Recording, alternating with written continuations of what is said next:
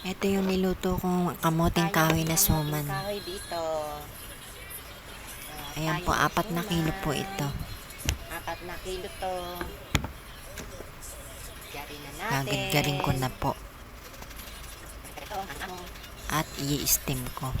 Mano ang paggagadgad. Matagal-tagal to. Tagal ang aabutin nito.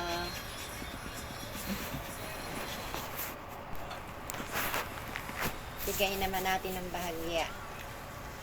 Bahagya lang.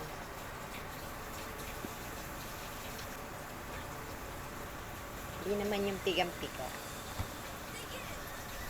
Para mawala lang yung medyo mapait sa kamoting kahoy. Malinis ang kamay. Nagsabon po ako. Bago humipon to. Mahirap naman yung pigang-piga. Baka mawala ng lasa yung kamoting kahoy. Basta mawala lang yung napait-pait na lasa. Mas maganda kasing gamitin pag kamay.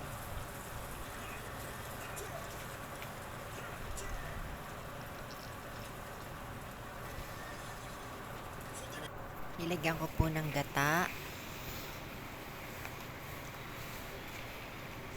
Ayan, lagyan gatas na ibab, isang lata.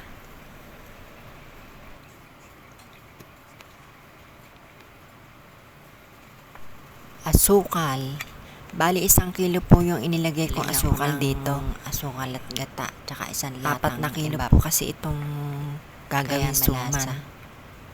Madaming nagawa ang 4 kilos. Nilagyan ko nga din po pala ng star margarine. Binalot ko na po at i-steam po ng 45 minutes.